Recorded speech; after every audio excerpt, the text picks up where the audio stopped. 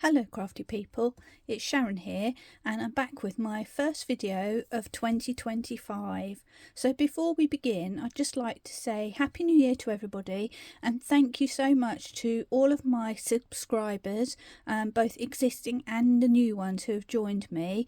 It's made my day and I had quite a few new subscribers over Christmas, so that made me very happy. I hope you'll be happy too, because I'm going to plan to do lots of new videos, starting off with this one where we're moving away from Christmas and going for something a bit more seasonal, which is, well, I guess Valentine's Day coming up next. But this card is not just for Valentine's. You could just send it to let someone know that you love them. So this is the card we're going to make today.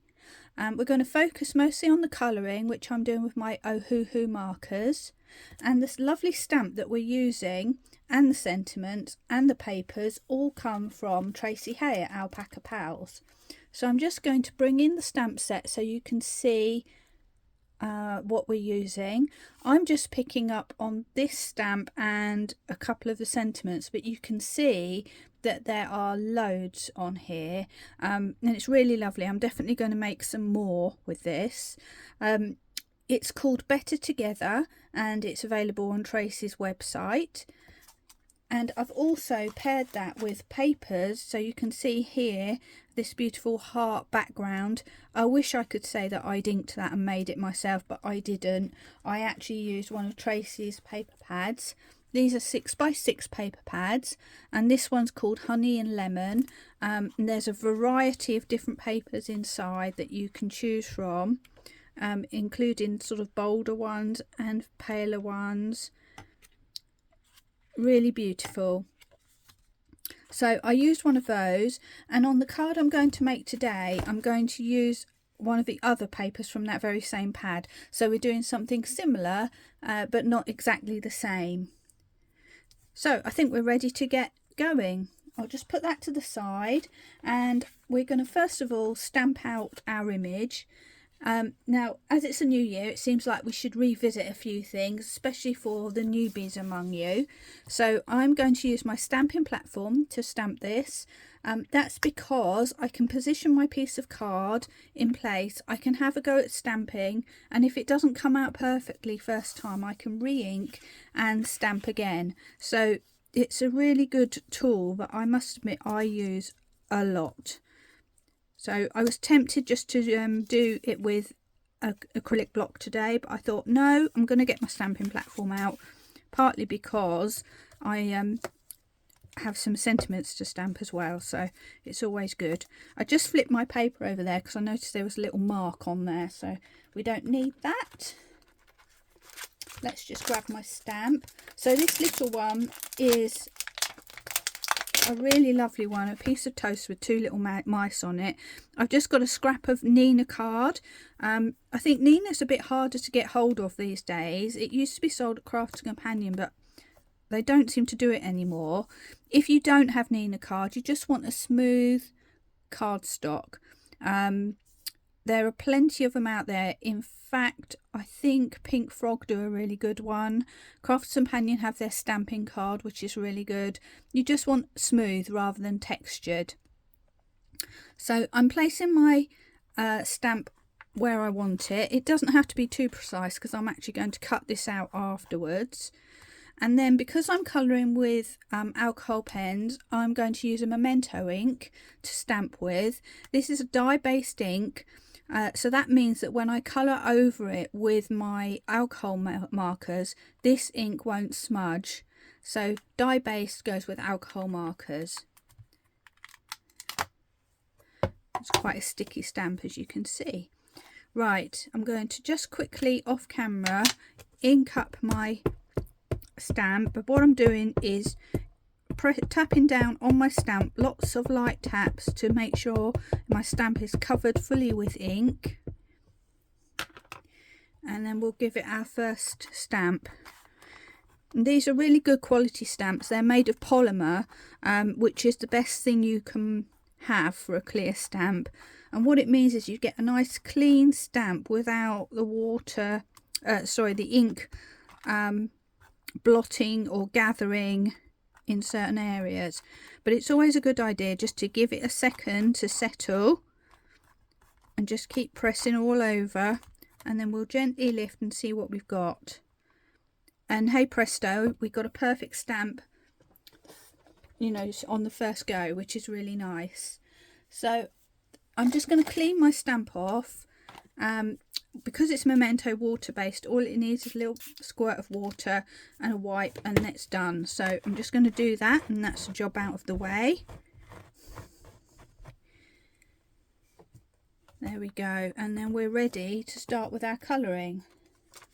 Now you'll have noticed from my card that I went for soft yellow and browns, and the reason why I did that was because I coloured the image first, and really cheese is yellow and toast is brown, so that kind of made my choice for me.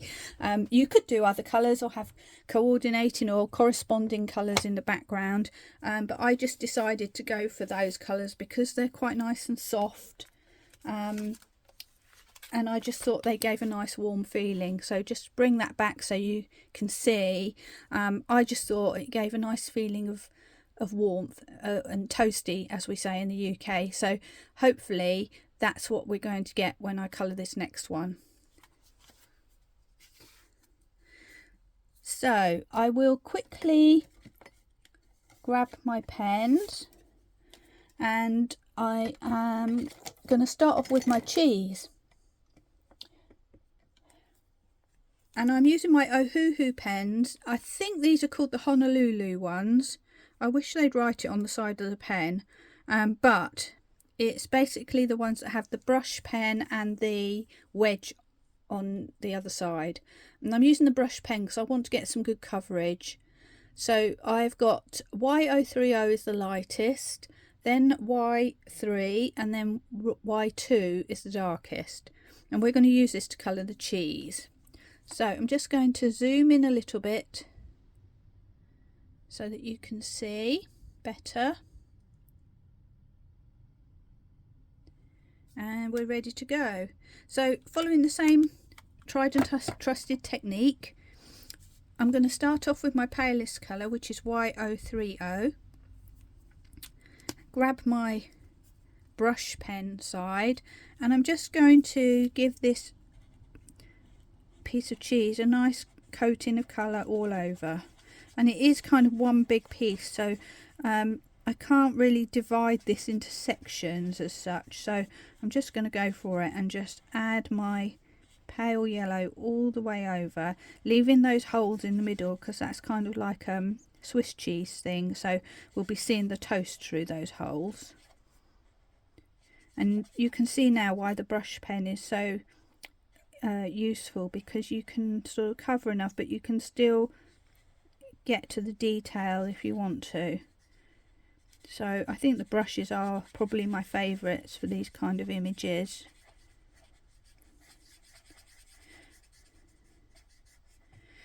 So that's Y030 with a little bit of colour all over.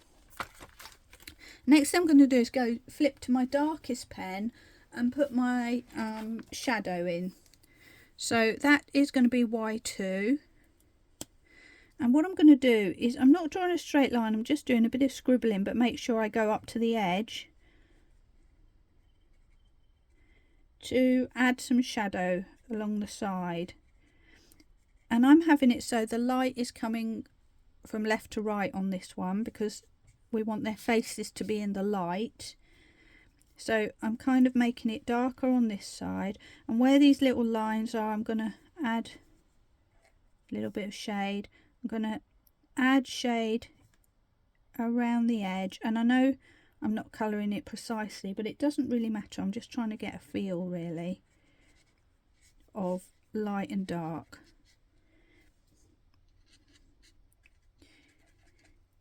And I feel like this kind of wants to have a bit of texture, not like a piece of processed cheese where it's perfectly smooth. I'm just trying to get it so it's got a bit of something. And then because the light's coming in from left to right, I'm just going to draw a bit of shadow behind the arms as well. Now I'm going to go to my middle colour, which is Y3, and I'm going to blend around the edges of my dark colour, and I'm not doing it in exactly the same shape. I'm sort of blending up and down to make it again a little bit of texture. I'm going to go round the other side of my cheese holes, and I'm gradually colouring in so that I've got the central piece of my cheese is the lightest.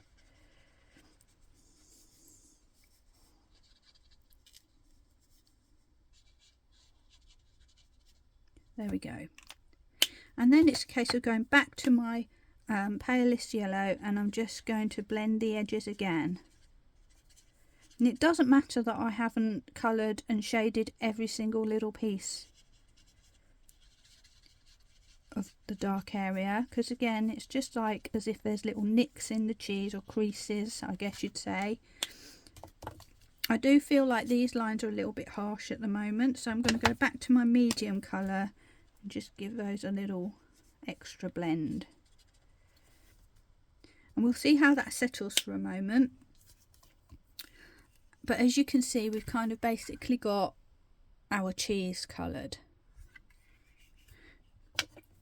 Now it's had a moment to dry, we can actually go in and just add a little bit extra depth, perhaps on the corners and just a few little areas.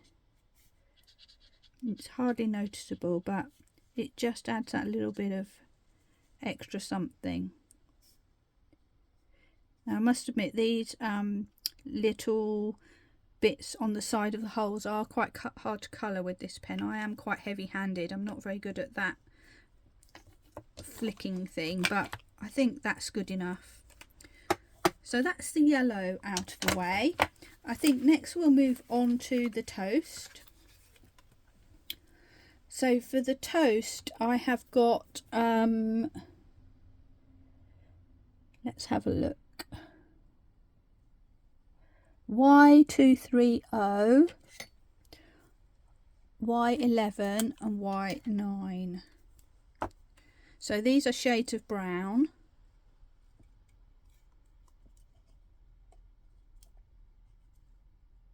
There we go. And the good thing about the toast is you can kind of break it into segments. So I started with this small bit here in the middle between their faces, just because I thought it was a good place to test my colours, and if it didn't work out there wouldn't be too much damage done, because that was only a tiny area.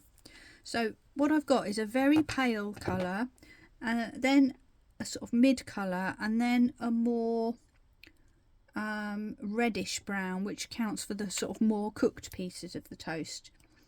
So I'm starting with my palest colour, which is Y230, and again just giving a little coating. I'm going to do this piece by piece, and then I'm going to go with my darkest colour, which is Y9, and just put in a little bit of darkness. Now this time, of course, the light is coming from left to right. There's a lovely little bed lamp there or something, so I'm making the darkness just behind this first mouse's head, and then I'm going to go to my mid colour and blend out, and then just bring that medium colour around in front of the other mouse, and that's because the mouse will also cast a little bit of shadow. So it's not colour theory, it's just how I think it will be. And then I'm just going to blend again with my palest colour, and that should start to all merge together and look quite nice. Now the next smallest piece is over here on the side, so I'm going to give that a little cover and just take it down to the corner there. And again, because the light is coming this way, this piece of cheese will cast a shadow. So I'm just going to take my darkest colour, Y9.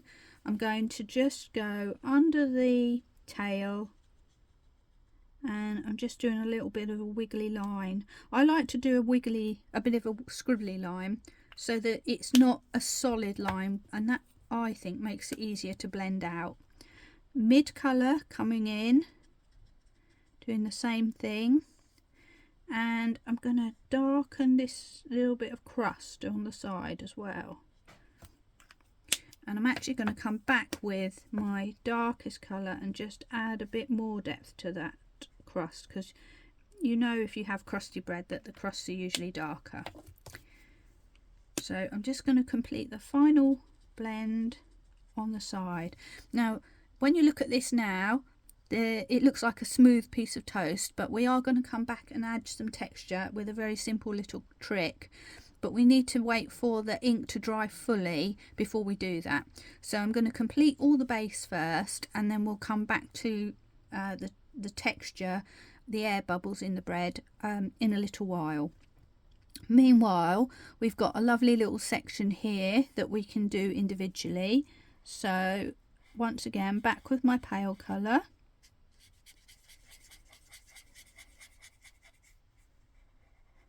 And don't be afraid to twist and turn your paper if you need to, just so that you can have a comfortable angle with your pen.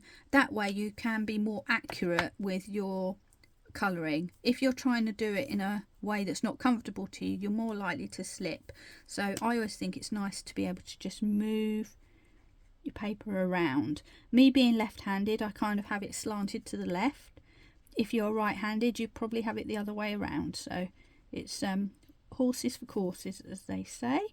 So again, because the light is coming from the left, I'm making a dark shadow under my cheese and also to the right of my piece of toast. And then once again, blend away, and I might just bring that around the edge there as well. Now this side is more in the light, so this crust is going to be just my light and my medium colour.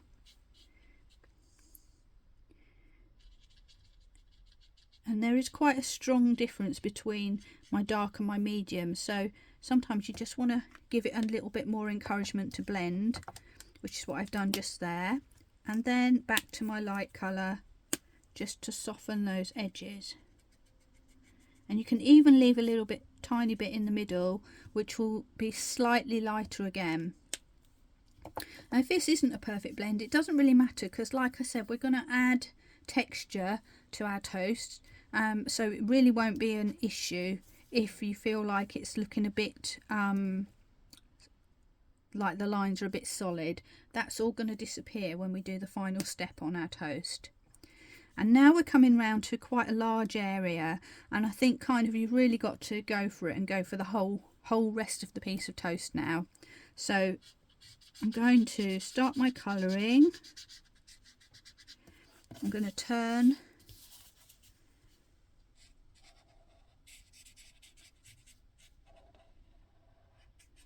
There we go.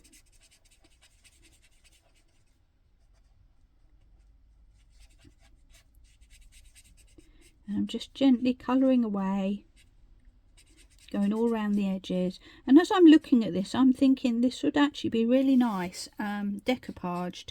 So you could colour, to stamp this twice, colour the background as in the piece of toast, and then on the other stamp just colour the mice and the cheese and cut them out, and they could actually be raised from the toast, which would look really nice.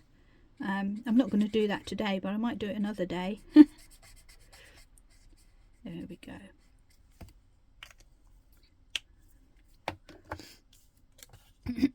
Right, okay, so sorry, I nearly got my wrong pen there. Same as before, I'm going to colour with my darkest colour now. So everything that's obviously in the shadow, remembering the light is from left to right in my case, I'm going to add my shadow. I'm going to try and just add a little bit more on this corner, and I'm just flicking out, and then I'm going to just delicately drop in a little bit of shadow around the edges there.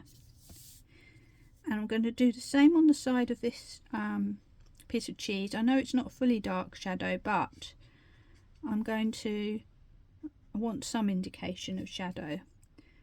So I'm just really lightly touching,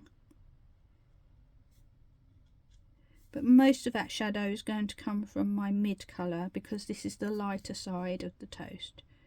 I am going to just add.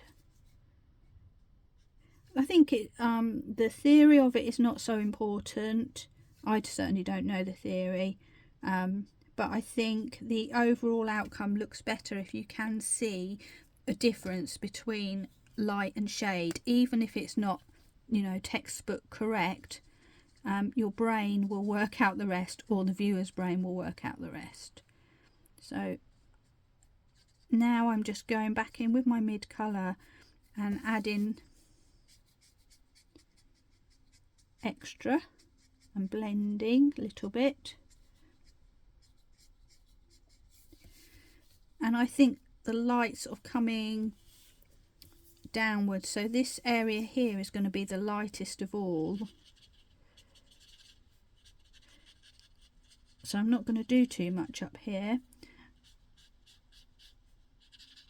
and then I'm going to bring down.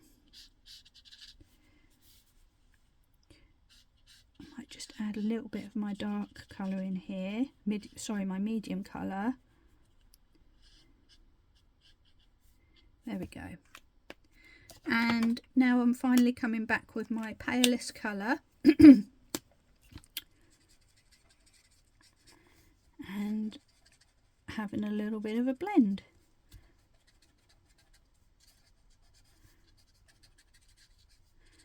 And I'm trying, if I can, just to leave a little bit of one layer of that palest colour in the middle. Might not always be possible, but I'm trying. There we go. And if I feel like I want a bit more of a blend between my dark and my medium, I can go back with my medium and just revisit that. Equally, I can go back with my dark and just add the odd little bit, and because it's still wet it should start to blend and dissipate. There. So we're going to leave the toast alone for now and come back to that in a few minutes. And now we're going to move on to our mice. Now sometimes you have brown mice. In this case we have grey mice because I wanted to contrast. However, before I do that, I've realised I've left my holes, haven't I? So I'm just going to quickly go in and colour those. The little mice, their little bodies only come to about here. If you might see these lines, they represent where the mice are, their bodies are. So this will be toast under here. So I'm going to just give those a quick colour. This is very simple to do. Just do a light colour, a light wash. Taking the dark pen, do a back to front C.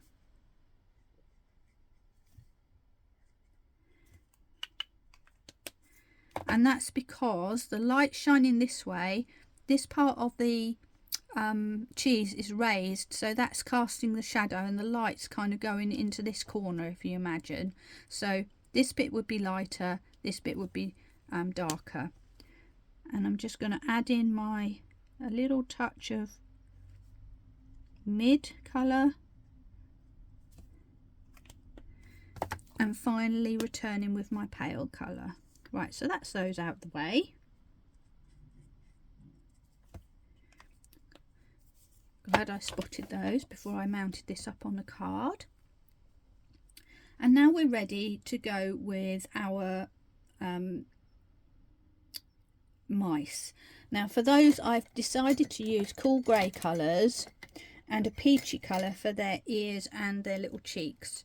So I've got CG2, CG050, CG5 and EO90, which is going to be the little peachy bits. So I think CG2 is my lightest. I'm just going to check.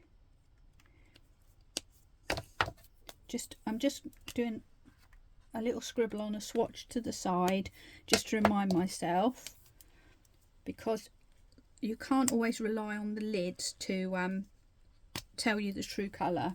So if in doubt, test them out. That's what I would say. So yes, CG2 is in fact my lightest colour. But before I do that, I'm going to put my peachy colours in place so that I don't lose the idea of that, you know, peachy ears, inner ears, and little blush on the cheeks, which you can choose to do or not, really. It's up to you. So I'm just roughly scribbling in my peach colour, a little blob under the eyes, and just a little round circle or shape of the ear, but slightly inwards to allow a border of grey. And the next thing I'm going to do is take my pale grey, which is CG2, and I think I'm going to start with my ears. I'm just going to give them a coat. Now this ear on this side doesn't have a peachy bit because it's the other side of the ear. The inner bit would be pointing the other way. So I'm going to make that completely grey. And I must admit that is a mistake I made on my first card, but I covered it over. So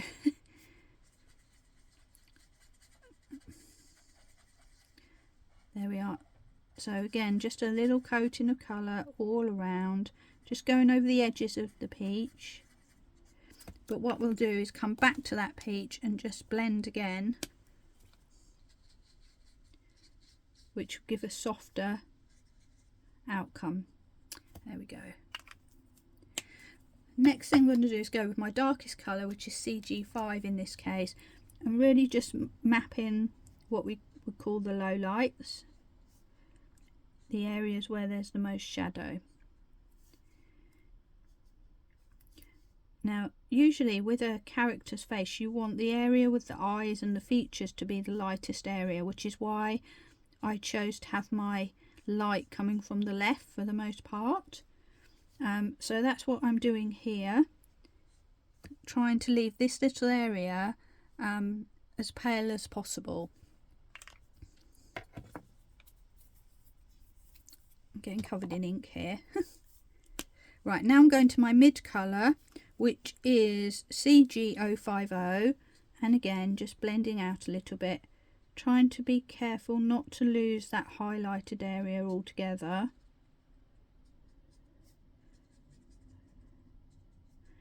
Just coming in a little bit more.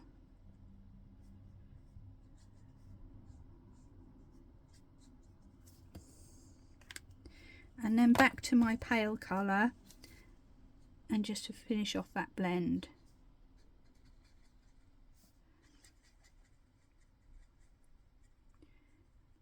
And hopefully you can see now that the majority of this face is going to be in the paler colour.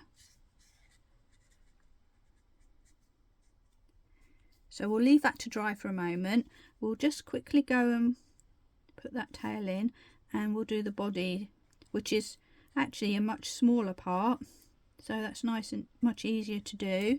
So once again I've gone with my light colour, sorry. I'm going to flick in a little bit of a dark colour on my tail, and I'm going to put my shadows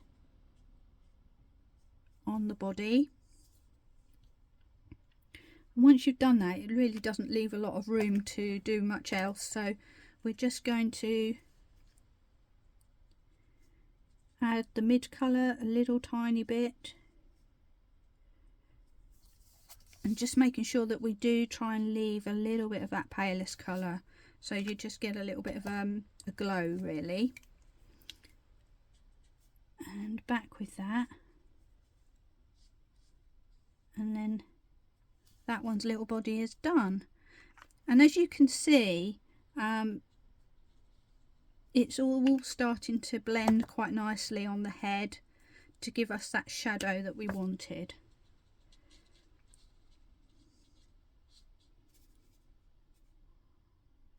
You can go back in with your extra touches if you want to.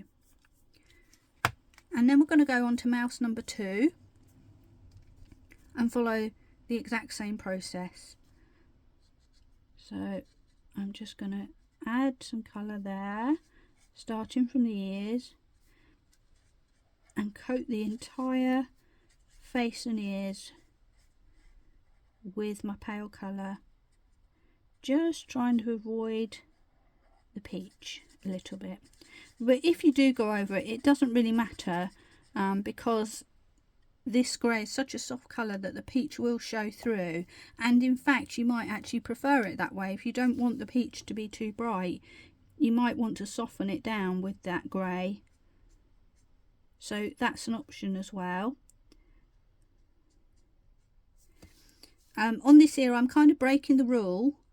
Actually no, I'm not, because the light's coming left to right and this ear is casting a shadow over that ear because it's behind. So this is the lightest area, this is the darkest area. But like I say, it doesn't really matter. It's just about getting some roundness really, by using dark and light. There. So back to my mid colour, and I'm just going to add that in.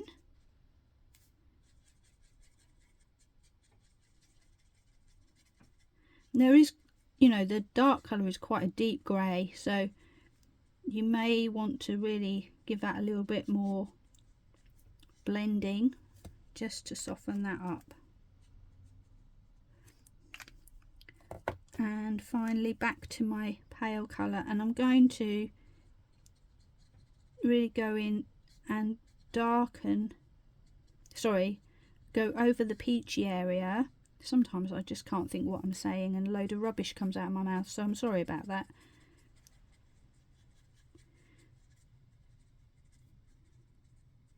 And I am blending that mid to light all the way and just leaving a tiny bit in the middle where the eyelid is, just so that that will be fractionally lighter. I have nearly lost my peachy cheeks there, so I'm going to just add a little bit more over the top, and as you can see it gives a slight tint which is quite nice.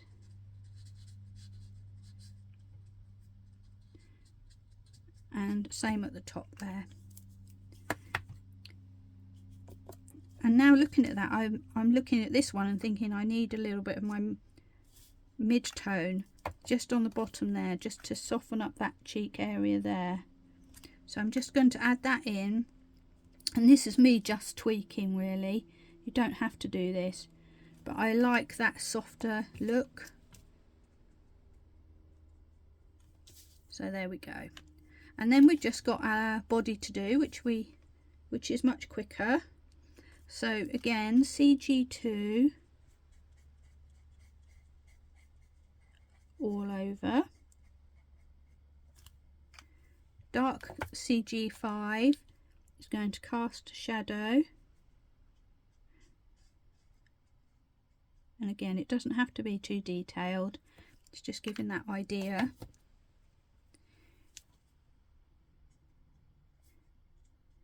Mid colour coming in. Remember to leave a highlight, even if it's only the tiniest amount, makes a world of difference. There we go, and that's our mice finished. So I'm just gonna pop all the lids back on those pens. It's really important with alcohol pens to make sure you get your lids on and they click in place, otherwise the alcohol will all dry out and your pen will no longer work for you, which would be not very good at all. Right, so meanwhile our toast has dried, so we're going to do a very simple but neat little trick just to add texture to this and make it look more like the air bubbles that you get in bread. It's entirely your personal choice. You might prefer it to be smooth, but I quite like the idea of the texture. So I'm going to go back to my darkest brown pen, which was Y9, and again using my brush end I can add little dots. And that's basically all I'm doing, is randomly adding dots. And if you just touch this brush pen, it will make a dot, and the more you press, you'll get bigger dots, and if you just touch it very lightly, you'll get tiny dots. So you get, it's not uniform in texture, in shape. So I'm going over everything really, including the white areas, to make this toast look textured. I'm holding the pen quite loosely so that I'm not being too particular about where those dots lie, but I have enough control just to make sure I don't dot onto the toast, or onto the cheese or the characters. There we go. And maybe I'll just put a few inside these holes. And there we have our toast complete. The next stage is going to be to cut this out. Now I like to cut with a slight border around the edge of this, just so that it helps it stand out from the actual image a little bit more. But if you take a look at this, you'll see it's really a very simple shape. It's just the tail that you've got to get round. So I'm just going to pause for a moment while I give this a cut. The tips for cutting are that you try to move the card rather than the scissors. I actually find that quite hard to do. I'm kind of somewhere in the middle with that, but what that does is it supposedly gives you a nicer cut, a cleaner finish. So if you bear that in mind, if you see with my, sorry, I went off camera there, didn't I? That's why I don't cut on camera, sorry folks. I'm trying to move my card as opposed to my scissors. And you'll see I'm leaving a very slight border around the edge. So I'm just going to quickly finish that off, and then I'll be back to finish off our card. Here's my final image. I've cut it out, left a little border around the side, and I'm now ready to construct my card, which is going to be a 7x7 square card. So first of all, what I did was I took a piece of the paper from the paper pack, and this time I've gone for a slightly different one. So in this one, my first one, you can see it's a yellow with a white background, and this is the reverse of that.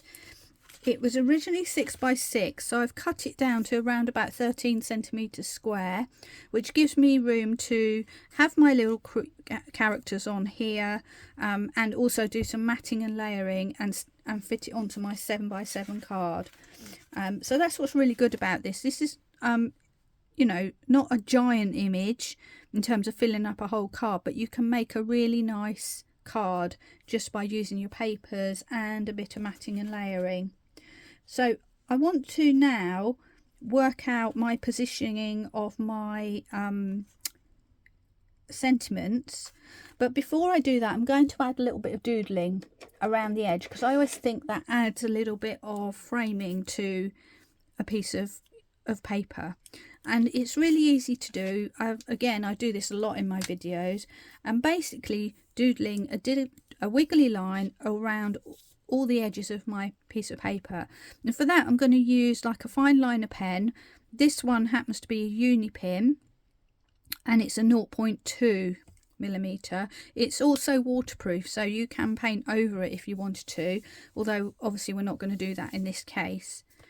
And the way I'm going to do this is, you're not trying to draw a perfectly straight line. You're holding the pen in a fairly relaxed way, and you're just really just pulling the pen towards you, allowing it to wiggle and wave, and then you're doing the same again and just making more wiggles and waves. And this paper is a matte paper, so it will take all of this you know, ink or stamping or additional colouring, whatever you want to do. But basically I'm going to go all around, wiggling away. And the reason I want to do this first is because I want to make sure that my sentiments ultimately end up inside of this area. There's nothing worse than putting your sentiments on and then you want to do a doodle and you haven't got room for it. So this is a good way to do it first. Now I do feel like this pen is starting to run out, unfortunately. But hopefully it will survive for the rest of this. There we go. And because the theme of this is hearts, I'm going to add some additional little hearts onto my border, which I'm just going to draw by hand, and it's really easy to do, but I find that a 0.2 is a bit narrow for that, so I'm swapping same type of pen but a 0.3, which has a slightly thicker nib, and then I'm simply going to draw a little heart that crosses over my lines and then just colour it in. And there's no particular positioning for this, I'm just putting it wherever I feel like it. So I'm going to do a couple over here.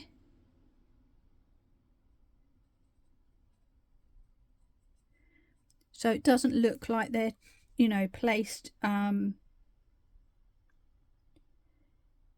a distinct pattern or with a particular distance between them. We want them to look almost as if somebody's sprinkled these hearts and that's just where they happen to have landed. There we are. I'm going to do another one just down here,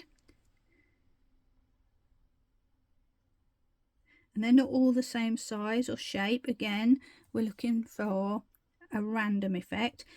Tracey does have little tiny heart stamps on a lot of her stamp sheets, so if you don't feel comfortable doing this, you could actually just use one of those little heart stamps and just stamp away. It just depends what you feel like. So which way shall I have this one? I think I'll have it facing away.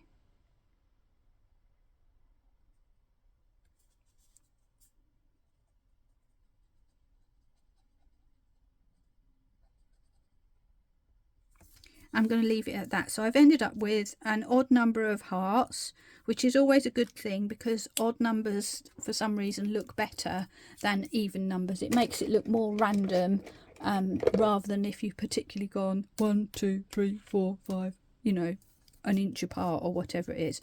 So that's my background paper done. I need to grab back my stamping platform now because we're going to work out the positioning of our sentiments, and these are from the same stamp sheet, and I really love it. It says we go together, and then you can choose your different options, like in this case it's going to be cheese on toast, or it could be noughts and crosses, it could be strawberries and cream. They're all on there. So I'm just going to grab away and pull off my sentiments. Now, a little aside with this, if any of you are as old as I am and you watched Grease when it first came out, this sentiment, we go together like, makes me think of one of the last songs in the Grease movie. And when I made my first card with this sentiment, it just stuck in my head all day. But it's a real happy song, so I don't mind that. But if you know what I'm talking about, that song will now be stuck in your head for the rest of the day, and you're welcome. So I'm not going to sing it because I'm not a singer, but if you know, you know. If you don't know, maybe have a look on YouTube or something, or Google it, and you'll see there's a song called We Go Together Like. Now, again, my trick for sentiments is, first of all, place your image where you think it's going to be. It doesn't have to be precise. It's not stuck down. I can move it around, change my mind. And the second thing is, don't try to stamp a dead straight sentiment. If you try to stamp a straight sentiment and it goes off, it looks really obvious and it looks horrible. So the best thing is to deliberately go on the wonk. And that's what I'm doing here. So I'm just placing my sentiments down in a way that I think looks appealing, and I'm working out how they work in relation to my image. And again, I could move it around and go, do I want it there, do I want it there, do I want to put it that way? but ultimately I'm just going to go a little bit off center and down like that, and then I am ready to stamp my sentiments. So now I can take my image away, and for my sentiments I want them to be nice and crisp looking, so I'm going to use my VersaFine ink, put it the right way round, there we go, VersaFine Clair in Nocturne, to stamp my sentiments. Now this is brilliant for sentiments and brilliant for watercolouring, this ink pad. It's not really one for using with alcohol inks and colouring over the top, because unless you let it dry for quite some time it will smudge. So that's why I didn't use it for my main stamping, but I am using it for my sentiments because it will give a much crisper look to my the fonts than my Memento ink pad would, which hopefully you will see. There we go. And another thing that Tracey does with hers is she uses different fonts within a single sentiment, so it's not all uniform, and that gives a nice sort of characterful look to your stamp, to your images, rather than just looking like they've been typed out, or you know, the same as all the other images, stamp sentiments that you've got. And again, I'm cleaning them off straight away because VersaFine is great and brilliant for stamping, but it can gather a little bit in the nooks and crannies of these very detailed stamps, so it's worth giving them just a quick clean over straight away, and then that's done and out of the way. So a lot of you will know all of this already, but I'm trying to cover as much as I can of hints and tips to help anybody who's quite new to this. There we go. So that's all ready. Now we've just got the task of constructing our final card. So I'm just grabbing my bits and pieces. I'm going to use pin flare glue is my glue of choice for this kind of thing, because it's lowish water content, so it doesn't bend the card, but it has enough water that it gives you a moment to just move your card around so that you can get a good position on it. So I'm just applying all around the edges. You don't need loads and loads, but enough just so that it doesn't dry too quick and grab before you've got your card in position. And this is a corresponding piece of backing card that I found. A little bit different to my other card. I've gone for a more crafty look on this one. There we go. Excuse me, sorry. And then in my stash I found a pale yellow card, which is similar to the pale bits that you can just see streaking through on the original paper, so I thought that would look quite nice. So you can see from this I've sort of done the same formula, but I've just changed the colours very subtly, which will give a different look. Not the colours of the colouring itself, but the colours of the papers that are going behind it. And this one will be a more pastel-y effect, I guess you might say. There we go, layer number 2. And then bringing in my main card, just make sure that you've got it opening the right way before you start sticking. And we're ready for the final layer.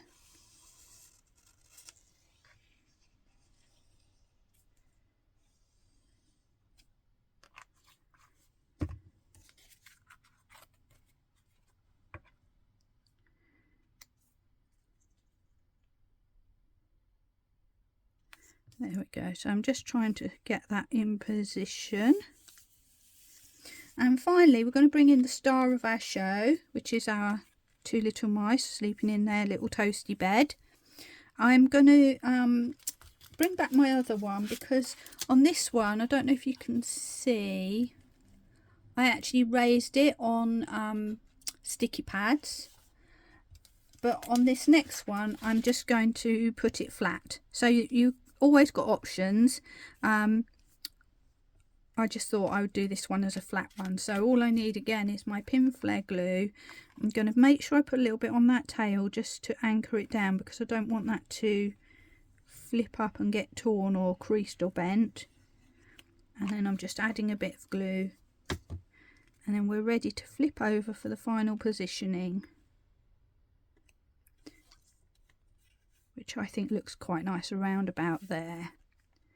I'm just going to hold that tail down for a second so it grabs.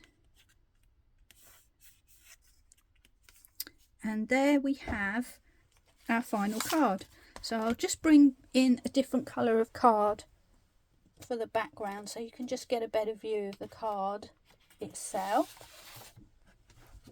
Let's just bring in a bit of black. There we go. And there we have our final card.